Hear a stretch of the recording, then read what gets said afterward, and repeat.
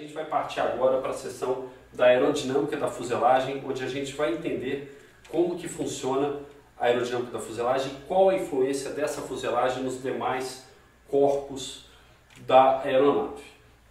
Primeiramente, é importante ressaltar que a fuselagem ela é um corpo que gera pouca sustentação e muito arrasto, tá? Então, dado isso, boa parte das metodologias vai ser bastante focada no arrasto da fuselagem, que é o parâmetro mais importante, e também na interferência dessa fuselagem na asa. Um segundo parâmetro mais relevante do que a sustentação da fuselagem é o momento que ela gera. Então, o momento que uma fuselagem gera não é desprezível, deve ser levado em conta no projeto. Então, partindo aqui de uma estimativa preliminar de arrasto, que é o parâmetro mais importante, a gente vai ver o equacionamento proposto pelo Roscan, tá? No livro Airplane Design, aquele livro que tem diversos volumes de seção de projeto de aeronave.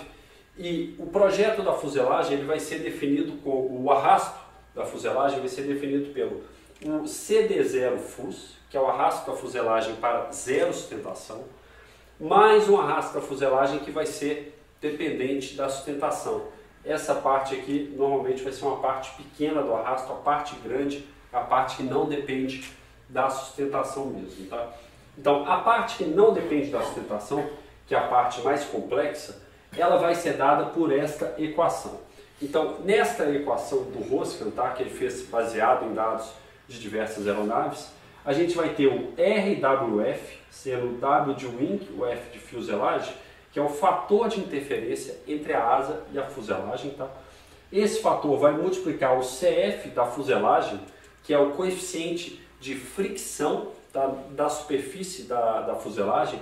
Esse CF, ele obviamente vai ser dependente do número de Reynolds, que vai alterar a camada limite da fuselagem, então é necessário verificar qual que é esse CF, mais um equacionamento aqui, vezes 1 mais 60 por LF por DF, ou seja, a razão de esbeltez da fuselagem, o comprimento pelo diâmetro elevado ao cubo, mais 0.0025, novamente a razão de esbeltez, vezes a área molhada da fuselagem, tá? Então, é um dos parâmetros que vai pegar no arrasto, né? Área molhada, razão de esbeltez, o CF, que é o próprio número de Reynolds, né? Dividido pelo S, que é a área da asa. Então, quando a gente fala em termos de coeficiente de uma aeronave, normalmente esses coeficientes estão adimensionalizados pela área da asa. Então, normalmente, eu sempre vou ter essa razão, é a área molhada do corpo, multiplicado ali pelo CF, né? Já veio aqui nessa parte anterior, juntamente com o fator de interferência, e eu vou adimensionalizar ele em termos do coeficiente da aeronave total pela área de asa, mais o CDB FUS. Esse CDB FUS é exatamente o arrasto da área de base da fuselagem. A gente vai detalhar esse parâmetro um pouco mais para frente. Então, esses gráficos você encontra no Roscan, não vou passar extensivamente por todos esses gráficos, mas com esse equacionamento simples, semi-empírico, você já consegue ter uma primeira estimativa do arrasto da fuselagem. Tá? Além desse componente zero lift, você também vai ter um componente que é dependente da sustentação. Está aqui o equacionamento, também não vou entrar em detalhes. O Roscan ele tem uma receita de bolo passo a passo, você consegue seguir isso aqui para determinar o arrasto da fuselagem. Tá? Bom, então o arrasto da fuselagem a gente vai chamar de CD0, né? É o arrasto parasita da fuselagem. Ele vai ser dependente do arrasto de fricção, devido à área molhada e o contato com o escoamento, ao arrasto de forma, que são as pressões impostas ao escoamento devido ao formato da fuselagem, e com isso surgem gradientes, né, de velocidade que causam arrasto, né? E o arrasto de onda, devido à proximidade desse escoamento com a velocidade do som, e à medida que esse escoamento na fuselagem ele acelera acima da velocidade do som, apesar da aeronave estar abaixo da velocidade do som, isso vai gerar uma onda de choque, que vai gerar algum arrasto, a gente vai chamar essa componente de arrasto de onda. Então, a gente vai ter duas componentes de arrasto, tá, que vão participar aqui do arrasto parasita, o arrasto subsônico e o arrasto transônico. O arrasto subsônico, essa parte do CD0, ela vai ser em função da razão de esbeltez da fuselagem. Então, quanto mais esbelto, né, quanto mais comprimento e menor o diâmetro, vai ser menor o arrasto. Área molhada, quanto mais área molhada, maior o arrasto de fricção, a gente acabou de ver isso no equacionamento do Rosca.